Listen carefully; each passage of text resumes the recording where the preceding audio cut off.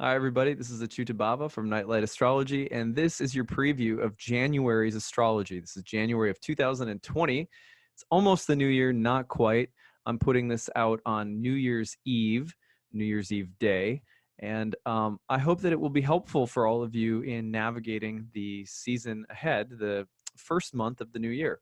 So before I dive into talking about January's astrology, I want to remind you that I'm in the last day of my annual Kickstarter. We're doing really great. We're close to 600 backers as of the time that I'm making this. So that's a phenomenal accomplishment and could not have been possible without so many of you just pitching in and showing your support for my work and for this channel, for all the different content that I create day in and day out year round. So you still have a little bit of time to pick up a reward reading. Some of them are sold out already. You have time to pick up tuition to any of my 2020 programs online. You can check them out on the certification course tab on my website, nightlightastrology.com. And hope to see some of you in class soon. And again, thank you so much for your generous support. As a result of your generous support, by the way, all of the 2020 online speaker series that I host, I do a speaker series, 3, sometimes 4 speakers once every season of the year. And those have always been open to the public and by donation. They've never been for profit. They've always been by donation. Now, I will be paying those speakers with a really nice speaker salary from the Kickstarter, and those talks will now be 100% free and open to the public. That's because you guys just pitched in and helped me do that. So I really appreciate that, and I hope that this is a way of giving back to the greater community, not just my work, but the work of many other great astrologers. So happy 2020. I hope you guys have a very beautiful, blessed year. I hope that this channel contributes to your spiritual growth. So let's take a look at January's astrology. We've got a lot of interesting transits to look forward to, and I'm going to walk us through them one by one. Of course, I don't always go through every transit. Very rarely do I miss the big ones. I missed Jupiter trine Uranus last month, so hopefully there's no snafus this month. But I will go through what I consider to be the biggest transits of the month. You can see here's December 30th on the screen right now. Let's go to January 1st. The big news right away as the month begins is Mercury's conjunction to the planet Jupiter. This happens right away the first couple of days of the month. And you've got that conjunction happening in the early degrees of Capricorn, conjoined with the south node of the moon.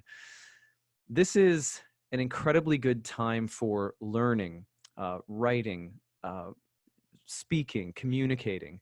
Anything that's mercurial is getting the benefit of Jupiter, which means all things that are mental, rational, technical, communicative, things involving the marketplace or Mercury was the ruler of the marketplace traditionally, and of things that were constantly being exchanged. Also, if you think about the World Wide Web, the internet, it's a mercurial domain, an exchange constantly of ideas, information, words, thoughts.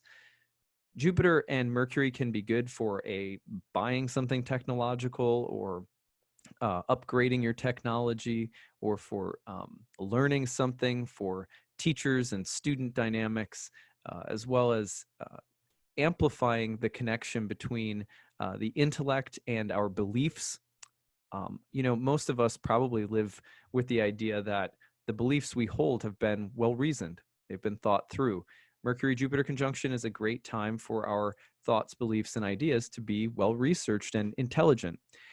It's a good time to harness the energy of the mind and use it for the sake of assembling a more coherent way of looking at the world and of interacting with the world, our faith, our beliefs, and so forth.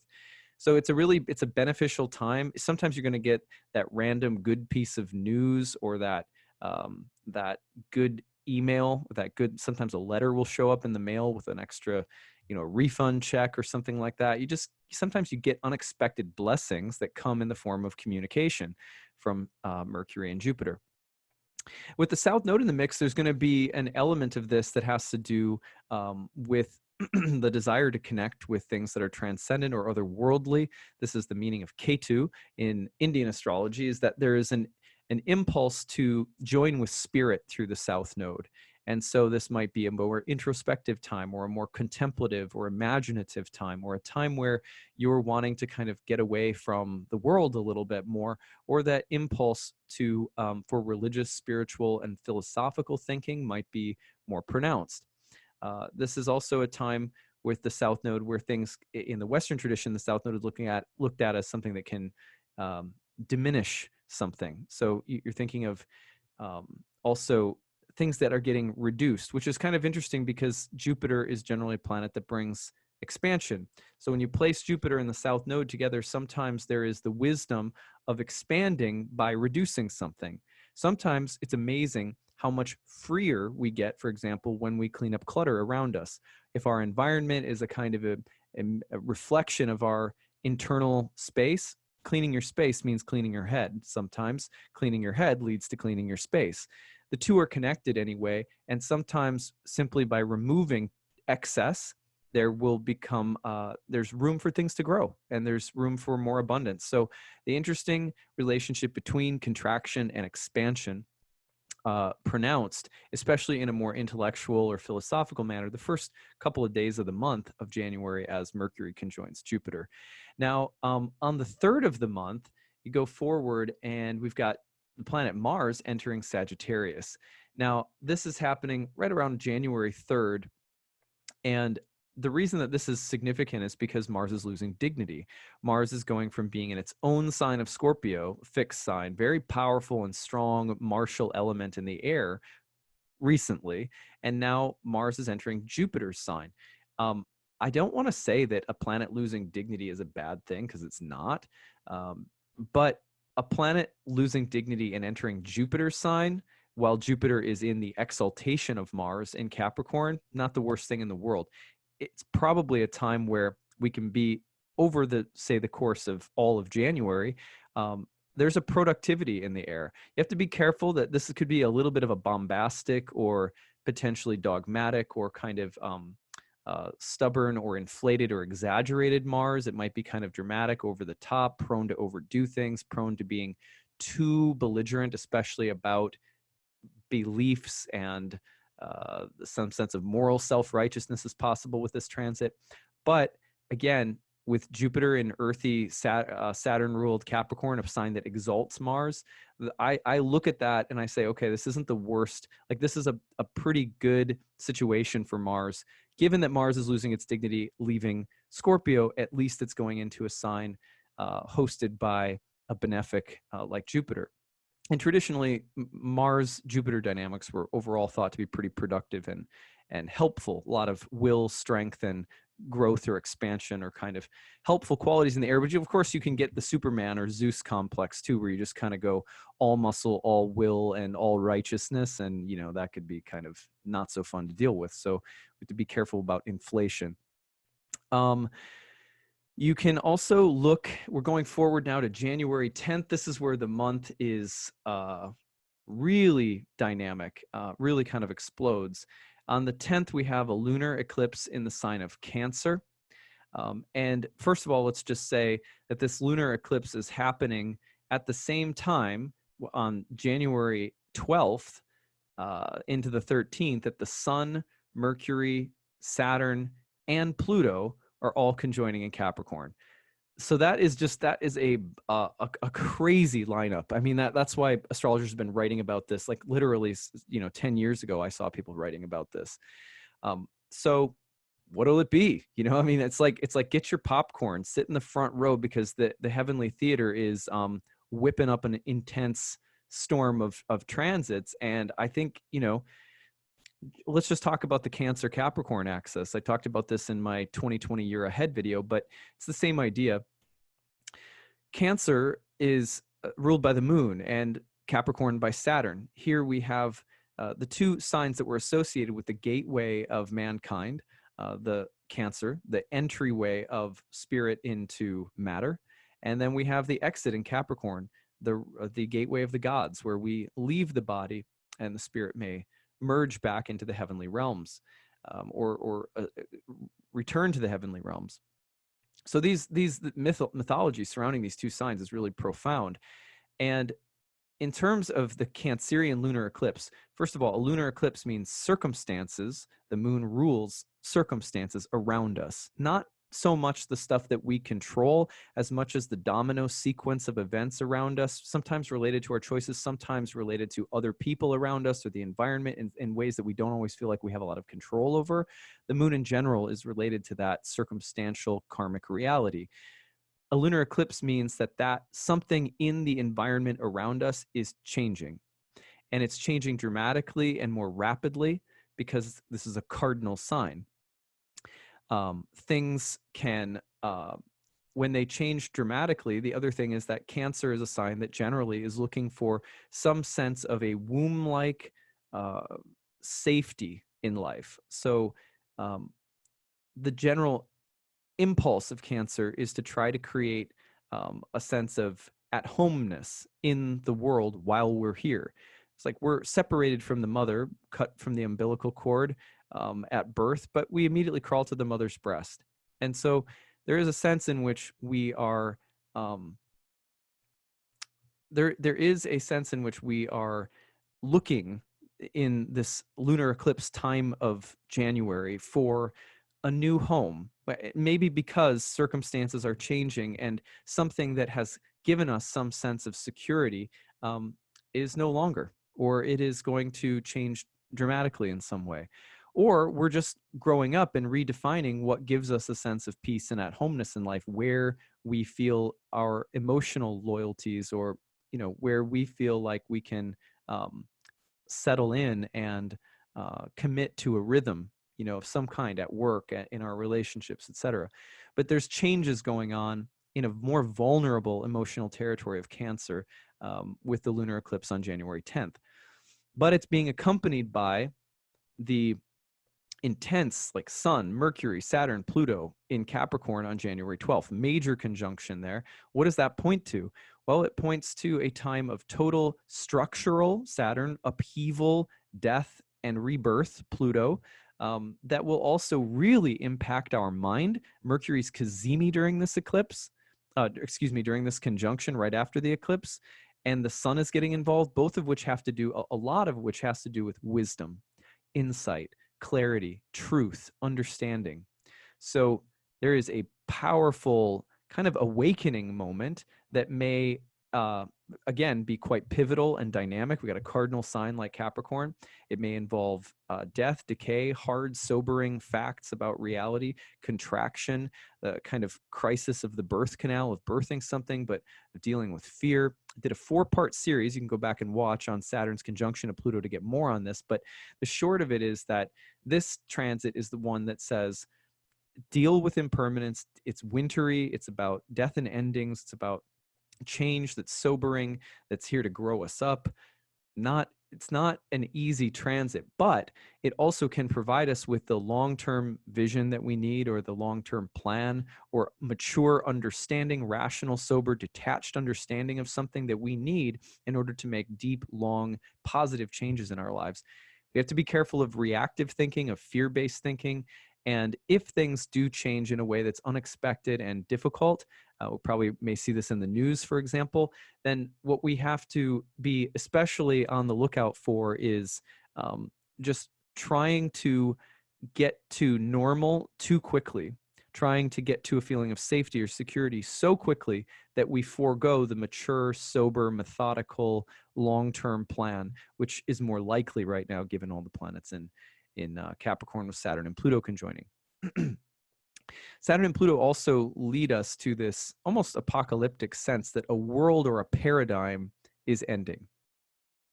We may want to hold on to that really dearly because of a feeling of emotional insecurity or turbulence that's a part of these transits. But ultimately, it may be time to really deeply let go of something and trust that by letting go of something and doing the mature, wise thing, bring out the elder in us, that in time, gradually, we will come around again to a feeling of at-homeness, nourishment, safety, warmth. That stuff will come. If it feels a little heavy and intense this month, don't sweat it. You're not alone. It's a huge transit in Capricorn going on right now. So All right, so that's the 10th through like the 12th, 13th, right around there.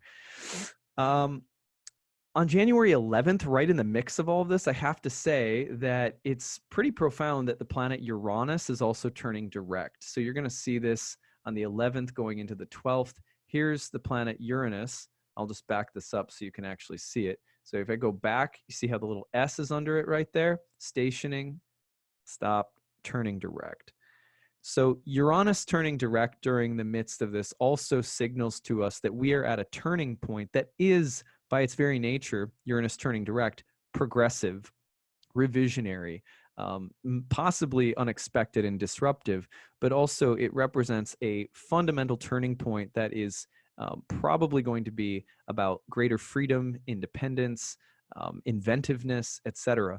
So just as a kind of silver lining, even though the Saturn Pluto energy is so intense, the eclipse energy is intense, this is about a revolution. And there is greater freedom, liberation, and perhaps some really inspiring changes that are going to come out of that. And we see that because Uranus is turning direct right in the middle of it. So I just wanted to mention that so you make sure you get that in there. It adds a little bit of brightness to the mix. On January 13th, sort of like, and that's the month, but in January 13th, Venus will move into its exaltation in Pisces, which means, you've got the rest of January essentially and little into February as an incredibly positive and sort of uplifting Venusian time. That adds harmony, love, romance, beauty, happiness, sensuality, things that are pleasing to the senses. It's just kind of a good luck to have Venus so nicely dignified in Pisces right at the same time that there's a lot of heaviness going on. So there's going to be some silver linings through Venus as well. Beauty, romance, friendships, groups of people, sisters, women, the arts, sensuality and sexuality, romance and beauty. Some of that is in the air, and it again is another silver lining in the month, especially when Venus passes through a conjunction to Neptune at the very end of the month, but I'll come back to that in a minute. Now, on January 16th and 17th, we have another big activation of the Saturn-Pluto energy from the last quarter moon in Libra. So you're going to see the last quarter moon in Libra coming through like the 16th and 17th, and it's going to go through squares to Pluto, Saturn, and the Sun. And that energy is followed immediately by the moon on the 17th moving into Scorpio in its fall and opposing Uranus and squaring Mercury, which is just a big jam of energy. So like you go from like the 16th to the 18th is a really intense window of time where there are more sudden, disruptive, shocking changes. You may have to emotionally separate yourself from people or relationships that are not working. This is a distinct time in the month where having to make hard choices and wise judgments within relationships is probably going to be pronounced. And it could also be a time that basically challenges you to do the most adult, mature thing possible, setting good boundaries, be very careful of triangulation dynamics in relationships. Basically, you're going to want your really like super adult, wise decision-making pants on, for the last quarter moon this month, because it's eclipse cycle. And the last quarter moon is like a judgment, a test, a letting go of something. And this is not just anything during this eclipse season. So the letting go and the choices and crossroads we're faced with between like the 16th and the 18th are going to be quite intense. Then we go forward from there to January 22nd into the 23rd. The sun's going to ingress into Aquarius. And as soon as it does, you're going to see the sun square to Uranus. Now, earlier in the month, when you back up a little ways, let's see, we've got around the 17th, right around that same time, Mercury squares Uranus, which is a part of that energy I was just describing around the last quarter moon. So there are some kind of the need to emancipate ourselves, to free ourselves, and insights that we're gaining that are really going to be game changing around the Sun-Uranus dynamics, especially, will be coming through on January 22nd and 23rd.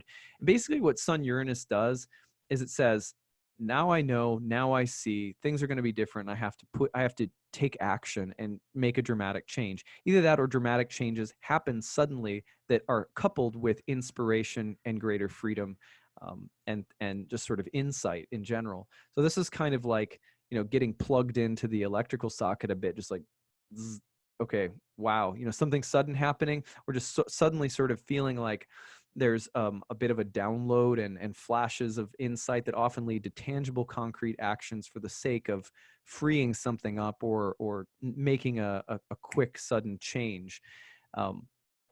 Fixed signs, Aquarius and Taurus, maybe it's a little bit slower, but the insights coming through are going to have an impact. And those kind of aha moments are really pronounced around January 23rd, 22nd, and 23rd. So we move forward to the final transit of the month, and that transit is between January 26th and like the 28th. And that one is, you've got a Venus square to Mars in Pisces, and Mars is in the superior position, and Venus is also going through a conjunction to Neptune, and then Mars goes through the square to Neptune between the 26th and the 28th. So it's this kind of really beautiful Mars-Venus dance, with then both planets getting into it with Neptune as well. The sexual romantic tension of this transit is full on. So just in terms of creative romantic tension or tension in relationships, battles of will, trying to reconcile or find harmony with differing or contrasting beliefs, ideals, etc. These are both Jupiter-ruled signs. Meanwhile, we have Jupiter in Capricorn, trying to be sober, wise, mature, serious.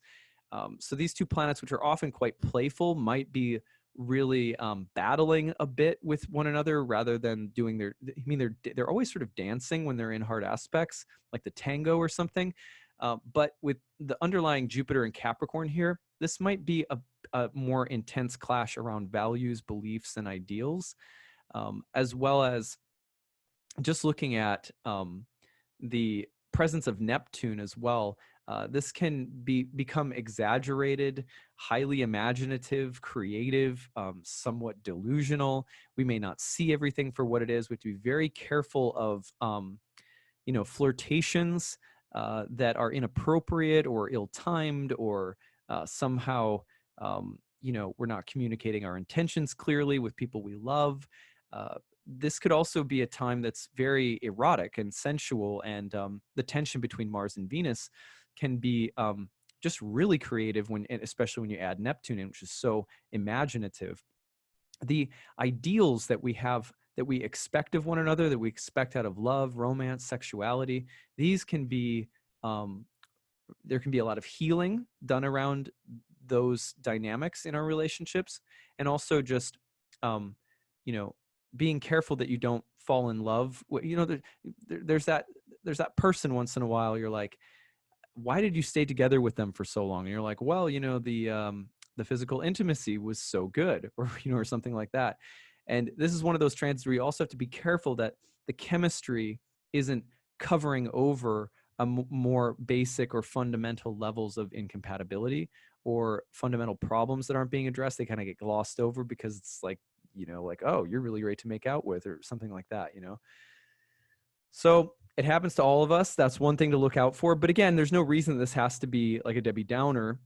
Venus, Mars hanging out with Neptune can add this kind of just imaginative and even spiritualizing dimension to the sexual and creative tension that's naturally there between Mars and Venus. They're also just looking at how much to exert one's will versus how much to compromise in relationships. Issues of dominance, or action versus passivity, trading dominance playfully in relationships. So you want to watch for all those themes coming up right around the end of the month.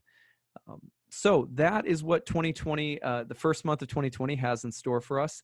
I hope that this has been useful for you. And tell me your stories in the comments section. Tell me how your month's going. Check back in and re-listen to this as the month goes on, because a lot of times you listen to it at the beginning of the month, you're like, oh, that's nice. But coming back to it halfway through the month, toward the end of the month, you can reflect back. If you keep a little journal, it really helps You get a lot more out of astrology the more that you're following up with these things to see what actually happened around the time of the transits being analyzed. So that's what I've got for you guys. Remember, I've got just today left in my Kickstarter by midnight. I hope very much to have your support, give you a reward reading, see you in one of my classes, all of that good stuff. Thank you again so much, everyone, for donating when you donate. Also, when you subscribe, when you like, when you share, it helps the channel get out there to more people, and hopefully more people can be moved and can grow spiritually because of this this beautiful language of astrology. So thank you, everyone. Have a very happy new year. Take care.